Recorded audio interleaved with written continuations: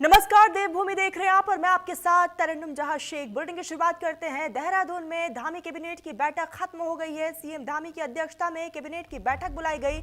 राज्य सचिवालय में बैठक का आयोजन किया गया। बैठक में कुल 10 प्रस्तावों पर मुहर लग चुकी है। बैठक में महिलाओं को लेकर बड़ा फैसला लिया गया।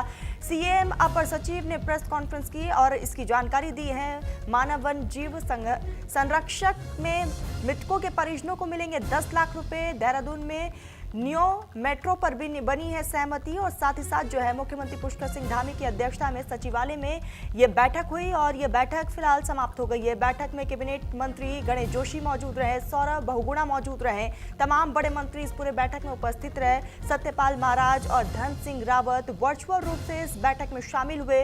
बैठक के दौरान कैबिनेट ने उत्तराखंड राज्य निर्माण आंदोलन में महत्वपूर्ण भूमिका निभाने वाले वरिष्ठ आंदोलनकारी और पूर्व कैबिनेट मंत्री दिवाकर भट्ट के निधन पर 2 मिनट का मौन रखकर श्रद्धांजलि अर्पित की। इसके बाद बैठक के दौरान तमाम विभागों के महत्वपूर्ण प्रस्ताव पर चर्चा की गई है और ऐसे में कई बड़े निर्णय लिए गए।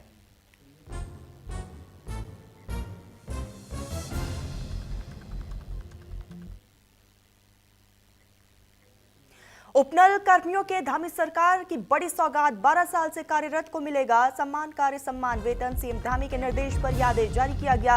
उपनल कर्मचारियों की जारी हड़ताल खत्म हो गई है। धामी सरकार जल्द जारी करेगी शासन आदेश। आपको बता दें कि राज्य सरकार ने उपनल कर्मचारियों को बड़ी राहत देते हुए 12 साल से अधिक सेवा कर चुके कर्मचारियों को सम्मान कार्य के लिए सम्मान वेतन देने का बड़ा फैसला लिया है। मुख्यमंत्री पुष्कर सिंह धामी के निर्देश पर शासन ने इस संबंध में आदेश भी जारी कर दिया और इस फैसले के बाद से 16 दिनों से हड़ताल पर चल रहे उपनल कर्मचारियों ने अपना आंदोलन स्थगित कर दिया है, जिसको लेकर मुख्यमंत्री पुष्कर सिंह धामी ने कहा कि सरकार के 3 साल पूरे होने पर उन्होंने उपनल कर्मचारियों के हित में ये बड़ी घोषणा की थी, जिसे अब शामिल किया जा रहा है। उन्होंने बताया कि सरकार निर्धारित प्रक्रिया के तहत उपनल कर्मचारियों को शामिल कर सम्मान वेतन सुनिश्चित करेगी और कहा कि उपनल कर्मचारी राज्य की व्यवस्था का महत्वपूर्ण हिस्सा है और उन्हें राज्य के सभी उचित लाभ मिलना बेहद जरूरी है।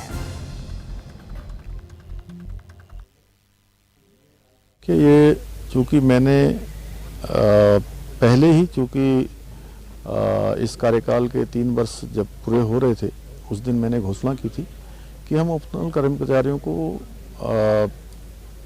एक क्रम के तहत एक सीरीज बाय स्टेप उनको जो है इस प्रक्रिया में शामिल करेंगे और उनको समान वेतन की व्यवस्था में लाएंगे। तो उसमें हमने अभी उसको प्रारंभ कर दिया है। उनके साथ हमारी अच्छी बातचीत हुई और सब लोगों ने आपस में बैठ के एक रास्ता निकाला है। हम उसको आगे भी बढ़ाएंगे। खबरों में आगे बढ़ते हैं। संविधान दिवस के अवसर पर मुख्य कार्यक्रम आयोजित किए गए। कार्यक्रम में खुद सीएम पुष्कर सिंह धामी मौजूद रहे। सीएम धामी ने संविधान दिवस की शुभकामनाएं भी दी हैं। तो देहरादून के पुलिस लाइन में संविधान दिवस के अवसर पर मुख्य कार्यक्रम का आयोजन किया गया, जिसमें मुख्यमंत्री पुष्कर सिंह धामी मुख्य अतिथि के तौर पर शामिल हुए।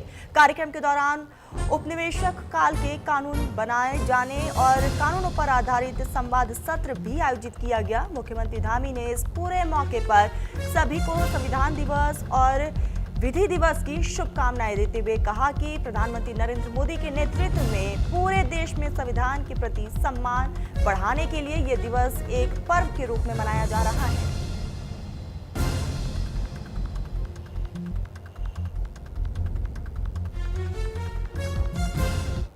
आज संविधान दिवस और विधि दिवस की सबको बधाई देता हूँ, शुभकामनाएं देता हूँ। हमारे प्रधानमंत्री जी के नेतृत्व में भारत के संविधान के प्रति और सम्मान का भाव लोगों का हो, इसलिए उनके प्रधानमंत्री बनने के बाद पूरे देश के अंदर इसको एक पर्व के रूप में मनाया जा रहा है। और देश में जो ऐसे कानून जो गैर जरूरी थे, जिन पर कहीं न कहीं अंग्रेजियत दिखाई देती थी या उसका प्रभाव होता था, उन सभी को समाप्त किया गया है। लोगों को त्वरित रूप से न्याय मिले, आसानी से न्याय मिले, उसके लिए न्याय व्यवस्था को और मजबूत करने का काम किया जा रहा है। उत्तराखंड राज्य में भी हमने अनेक कानून यहाँ पर बनाए हैं, चाहे वो समान नागरिक संहिता का कानून हो, नकल का कानून हो, धर्मांतरण रोकने का कानून हो, दंगा रोकने का कानून हो, या अभी शिक्षा में लाया गया संशोधन जिसमें मदरसा बोर्ड समाप्त करना हो, या राज्य की डेमोग्राफी, सांस्कृतिक मूल्यों को फिर से स्थापित करना हो, उसकी जो राज्य के अस्तित्व के साथ छेड़छाड़ हो रही थी उस पर पूरी तरह से रोक लगाना हो। हम राज्य के अंदर भी प्रधानमंत्री जी की प्रेरणा से इन सब कामों को आगे बढ़ा रहे हैं। इसके पीछे उद्देश्य है हमारा कि समाज के अंतिम छोर में पहुंचे हुए व्यक्ति तक न्याय पहुंचे, लोगों की जो आशा है वो बनी रहे, उनके अंदर उम्मीद बनी रहे, न्याय के प्रति विश्वास बना रहे। उसके लिए हमारी सरकार पूरी तरह से संकल्पित होकर कार्य कर रही है।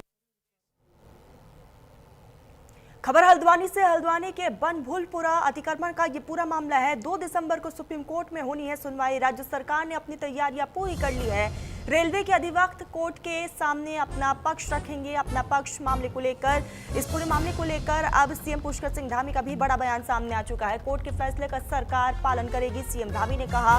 तो हल्द्वानी के बनभूलपुरा अतिक्रमण मामले की सुनवाई 2 दिसंबर को सुप्रीम कोर्ट में होनी है, जिसके लिए राज्य सरकार ने अपनी तमाम तैयारियों को पूरा कर लिया है, क्योंकि सरकार की तरफ से तमाम दलीलों को कोर्ट में पेश किया जाएगा। सुनवाई के दौरान रेलवे के अधिवक्ता अदालत के सामने अपना पक्ष रखेंगे, जिसको लेकर मुख्यमंत्री पुष्कर सिंह धामी ने कहा कि सरकार बनभूलपुरा क्षेत्र और उसके आसपास विकास कार्यों को आगे बढ़ाना चाहती है, लेकिन अवैध अतिक्रमण इसकी सबसे बड़ी बाधा है। रेलवे भी हल्द्वानी स्टेशन के विस्तार की योजना रखता है, लेकिन अतिक्रमण के कारण ये काम संभव नहीं हो पा रहा है। साथ ही मुख्यमंत्री ने स्पष्ट किया है कि सुप्रीम कोर्ट का जो भी आदेश आएगा, राज्य सरकार उसका पूरी तरीके से पालन करेगी।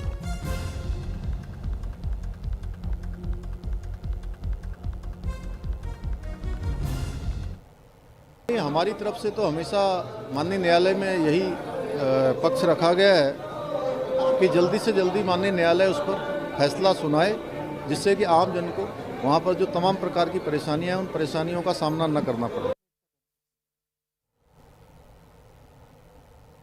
उत्तराखंड के फील्ड मार्शल कहे जाने वाले पूर्व कैबिनेट मंत्री दिवाकर भट्ट का निधन हो गया है। जहां परिजनों के अनुसार दिवाकर भट्ट ने कल शाम 6 बजे अंतिम सांस ली है। फील्ड मार्शल और राज्य निर्माण के अग्रणी दिवाकर भट्ट ने हरिद्वार के शिवलोक स्थित अपने निवास पर अंतिम सांस ली है। आपको बताते चले कि पिछले कई दिनों से वो बीमार चल रहे थे, अस्पताल में भर्ती भी थे। डॉक्टरों ने इलाज बंद कर दिया था, जिसके बाद उन्हें घर वापस लाया गया था। हरिद्वार के कई बड़े नेताओं ने उनके आवास पर पहुंचकर अंतिम दर्शन में शामिल हुए। बता दें कि दिवाकर भट्ट ने राज्य आंदोलन में अहम भूमिका निभाई थी। वे उत्तराखंड के क्षेत्रीय पार्टी यूकेडी के केंद्रीय अध्यक्ष के साथ साथ उत्तराखंड सरकार के पूर्व कैबिनेट मंत्री भी रह चुके हैं। दिवाकर भट्ट की राजनीतिक और सामाजिक सेवाओं को हमेशा याद रखा जाएगा। उनकी मृत्यु से क्षेत्र में शोक की लहर है।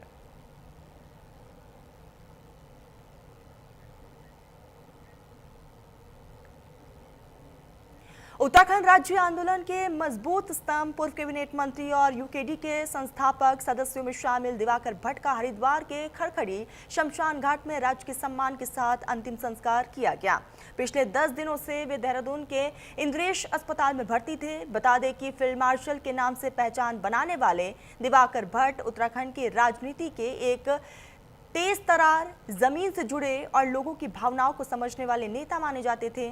तो वहीं मुख्यमंत्री पुष्कर सिंह धामी ने भी भावुक होकर दिवाकर भट्ट के निधन पर गहरा शोक व्यक्त किया। सीएम धामी ने कहा कि दिवाकर भट्ट जी का जाना हमारे लिए एक अपूर्णीय क्षति है। वो सिर्फ एक नेता नहीं थे, बल्कि उत्तराखंड राज्य आंदोलन की आत्मा थे। दिवाकर भट्ट जी हमेशा हमारी स्मृतियों में, हमारे दिलों में जीवित रहेंगे।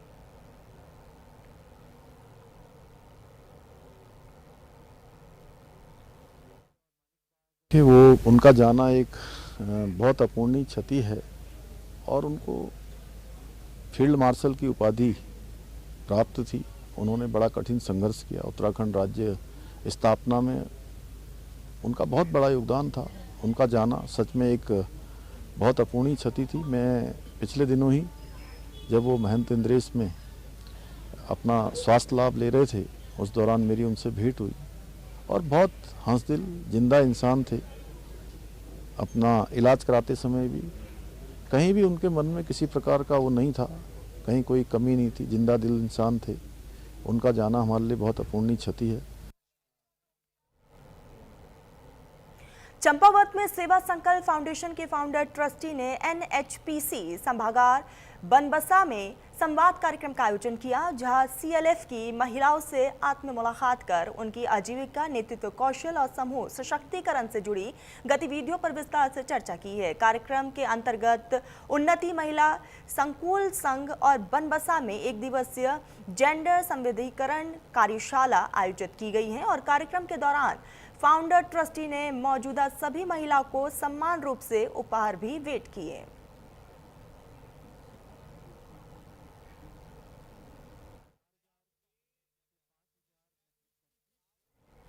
खबर अल्मोड़ा से है। अल्मोड़ा में कैबिनेट मंत्री रेखा आर्य का बड़ा बयान सामने आया, जहां उन्होंने कहा कि जल जीवन मिशन में जो दिक्कतें आ रही हैं उसमें विस्तृत चर्चा हुई है और बड़ी योजनाओं में कम भुगतान की बात सामने आ रही है, जिसके बारे में उच्च स्तर पर बातचीत की जाएगी। साथ ही स्वास्थ्य सेवाओं को लेकर मुख्य चिकित्सा अधिकारी को स्पष्ट निर्देश दिए गए हैं।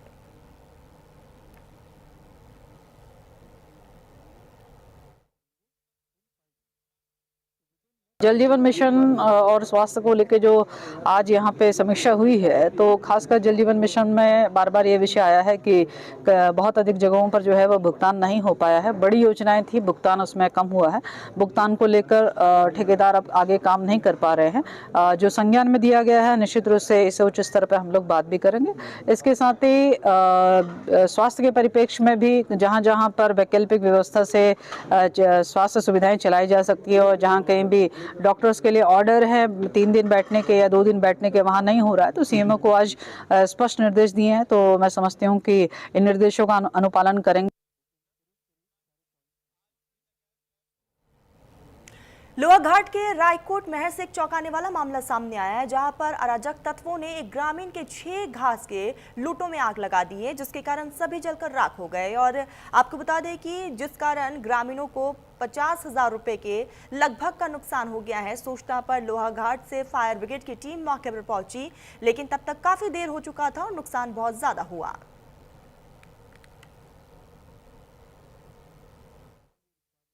जुमादुरी की तरफ जा रहा था सुबह 9 बजे लगभग, तो वहाँ पर धुआं उठा हुआ जब देख रहा था तो उधर देखा तो नरेश जी के यहाँ पर जो घास के 6 लुट्टे पूरी तरह जले हुए थे।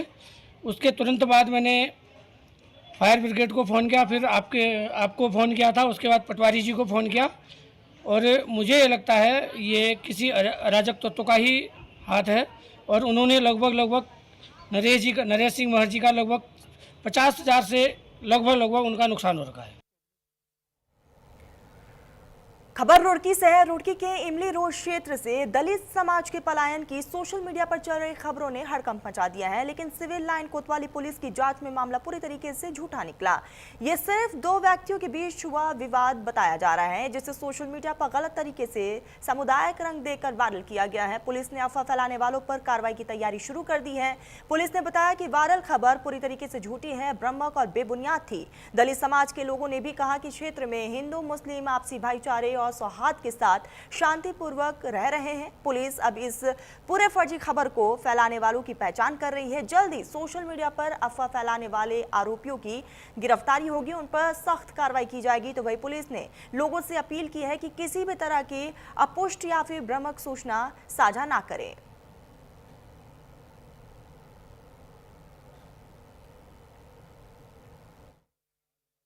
ना कोई मेरा मैटर, मुझे तो पता ही नहीं इस बात का। मुझे कोई पता नहीं, ना मेरे बच्चों को पता, ना मुझे पता। कोई परेशानी नहीं, ना मेरी कोई दिक्कत है, ना मुझे परेशानी, ना मेरा कोई लेना देना, ना इस मैटर का मुझे पता तक भी नहीं है। मेरा बच्चा ना तो कहीं जागा, ना मेरा कोई मैटर है, ना मेरा बच्चा थाने में जागा, ना कहीं जागा। जिनका मैटर है मैं खुद सुलझाऊंगी ऐसे मैटर। तो कभी जाती नहीं, मैं तो पड़ोस में नहीं जाती, यहाँ से पूछ लो उसके क्यों जाऊंगी। मैं जाती तो थाने जाती सीधी, कोई लेना देना नहीं, मुझे तो पता तक भी नहीं। पुलिस भी आई, मैं कहने लगी मुझे तो। उधम सिंह नगर के तराई पश्चिम वन विभाग के तुमड़िया डैम और भोगपुर डैम जलाशय क्षेत्र आजकल विदेशी परिंदों से गुलजार है। जहां हर साल की तरह इस साल भी आजकल यहां परिंदे तुमड़िया डैम की रौनक बढ़ाने आ रहे हैं।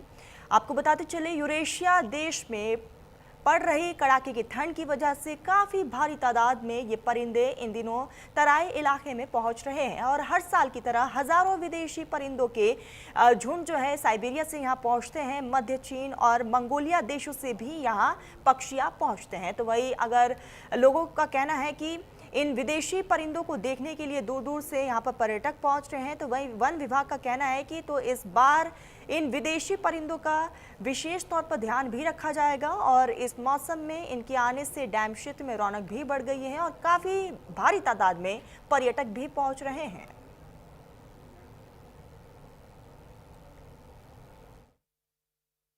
यहाँ जो पक्षी आते हैं ये हर साल की तरह इस साल भी आए हुए हैं पक्षी।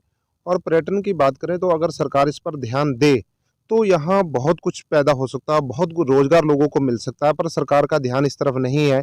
अगर सरकार टूरिस्ट पे ध्यान देती है तो ये एरिया डेवलप हो सकता है। देखिए, इस टाइम तो ये विदेशी पक्षी नवंबर में आना शुरू हो जाते हैं। वहाँ जब कड़ाके की ठंड पड़ती है यूरोप में, तो ये हमारे भोगपुर और तुमड़िया जलाशय है, इसमें लाखों की तादाद में पक्षी आना शुरू हो गए हैं और इनकी देखरेख के लिए विभाग द्वारा बहुत ही जितने भी कर्मचारी हैं उनको लगाया गया है। इनकी देखरेख है, इनका कोई मतलब वो ना हो, शिकार ना हो, इसके लिए इनको क्या कहते हैं, इनके लिए सावधानी बरती जा रही है। ये यूरोपीय देशों में कड़ाके की ठंडी की वजह से 6-7 हज़ार किलोमीटर लगभग ये वहाँ से उड़ के आते हैं। लक्सर कोतवाली क्षेत्र के गांव अकोड़ा खुर्द में 4 साल पहले हुए विवाद में युवक की हत्या के मामले में एडीजी ने 6 लोगों को आजीवन कारावास की सजा सुनाई है। कोर्ट ने आरोपियों पर 20-20 हजार रुपए का जुर्माना भी लगाया। आपको बताते चले कि अकोड़ा खुर्द गांव में 7 जुलाई 2021 को एक शादी में डीजे पर मनपसंद गाना बजाने को लेकर गाँव के युवकों और बारातियों के बीच झगड़ा हो गया था, जिसके बाद से ग्रामीणों ने बारातियों पर लाठी डंडे और धारदार हथियार से हमला किया, जिसमें एक बाराती बुरी तरीके से कई लोग इसमें जख्मी हुए थे और खबरों के मुताबिक 5 लोग जख्मी हुए तो वही एक की मौत हो गई। तो वही परिजनों ने इस पूरे मामले में 6 लोगों के खिलाफ हत्या का मुकदमा दर्ज कराया था। पुलिस ने सभी 6 आरोपियों को गिरफ्तार कर लिया है। फिलहाल इस पूरे मामले में आगे की कार्रवाई भी जारी है और बाद में पुलिस ने उनके खिलाफ कोर्ट में चार्जशीट भी दाखिल की थी।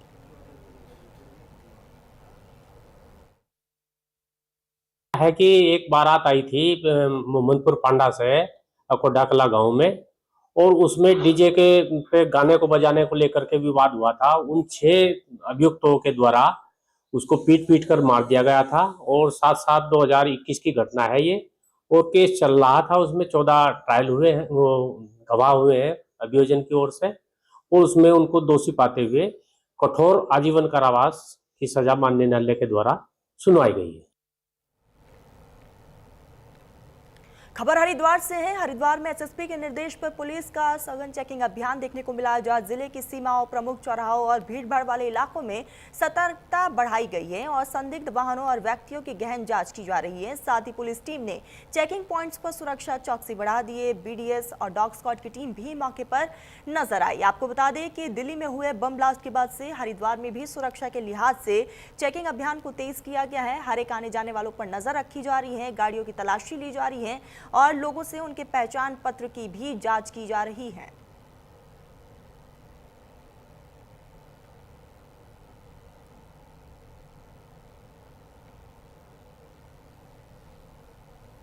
ये तस्वीरें आपको दिखा रहे हैं, बकायदा डॉग स्क्वाड की टीम भी मौके पर रही और तमाम वो बॉर्डर वाले इलाके वहां पर सुरक्षा दुरुस्त किया गया। खबर रामनगर से है। रामनगर में छोई में मॉब लिंचिंग के मामले में पुलिस ने एक और आरोपी को गेबुआ से गिरफ्तार किया है, जहां पुलिस ने 13 आरोपियों को पहले ही गिरफ्तार कर जेल भेज चुकी है, जिसको लेकर कोतवाल सुशील कुमार ने बताया कि आरोपियों ने ग्राम छोई में 23 अक्टूबर को एक युवक को पीटा था। बताया कि मामले में अब तक 14 आरोपियों को गिरफ्तार किया गया है। आरोपी को गिरफ्तार कर कोर्ट में पेश किया गया और कोर्ट ने आरोपी को जेल भेज दिया है। साथ ही उन्होंने बताया कि अन्य की तलाश अब भी जारी है और इसको लेकर अलग अलग जगहों पर दबिश भी दी जा रही है।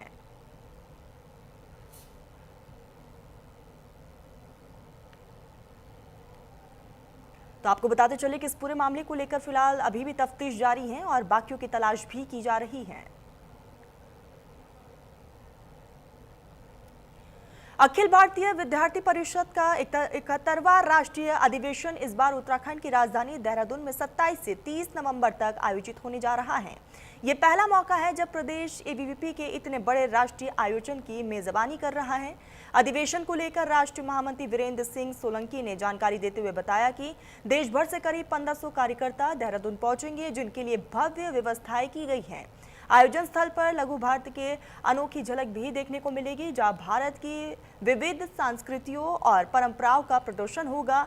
अधिवेशन के मुख्य अतिथि इसरो के पूर्व अध्यक्ष एस सोमनाथ रहने वाले हैं, जो कि युवाओं को प्रेरित करने वाले विशेष संबोधन भी करेंगे। वह इस अधिवेशन में कुल 5 प्रमुख प्रस्तावों को पारित किया जाना है, जिन पर लगातार चर्चाएं हो रही हैं। इस राष्ट्रीय अधिवेशन के अंदर हम जो हमारी प्रदर्शनी बन रही है इस अधिवेशन स्थल पे प्रदर्शनी का एक जो हॉल बनने वाला है, प्रदर्शनी मीन्स एग्जीबिशन, जिसमें हमारे कार्यों का वो होगा, हमारे महापुरुषों का होगा, हमारे कल्चर्स का प्रदर्शन होगा। तो उसको पूरा उसके अंदर हमने उत्तराखंड का टेस्ट लिया है। आप देखेंगे कि उत्तराखंड में जिस प्रकार से गाँव में इसका कल्चर जो एसेंस है वो हमने उस प्रदर्शनी के हॉल के अंदर लिया है। और इस पूरे सभागार के अंदर हमने ये जो हमारा बिरसा मुंडा नगर जो बनाया गया है, इसके अंदर जो मुख्य सभागार है वो हमने जनरल बिपिन रावत जी के नाम पर उसको रखा है। जम्मू कश्मीर में शहीद हुए अग्निवीर दीपक के अंतिम संस्कार में लोहाघाट के विधायक और पुलिस के एक दरोगा के बीच जोरदार बहस हो गई है, जिसका वीडियो अब सोशल मीडिया पर जमकर वायरल हो रहा है। वायरल वीडियो में लोहाघाट के विधायक दरोगा और को अपना नौकर बता रहे हैं और उससे कह रहे हैं कि पहले तेरा काम हो जाएगा, ये काम बाद में होगा। इस मौके को लेकर और विधायक अपनी मर्यादा भूल गए कि वो लोग कहाँ पर मौजूद थे। अपनी विधायक की यहाँ पर हनक दरोगा पर दिखाते हुए नजर भी आ रहे हैं और इसी दौरान उनका ब्लॉक प्रमुख बेटा भी अपनी हनक दिखाता हुआ दिखाई दे रहा है। वीडियो वायरल होते ही लोगों ने कहा कि कांग्रेस विधायक ने शहीद सैनिक दीपक सिंह बोहरा के अंतिम संस्कार के समय पुलिसकर्मी से अभद्रता कर गमगीन माहौल में शहादत को फीका करने का प्रयास किया है। सत्ता के हनक में विधायक मौके की नजाकत को भी भूल गए।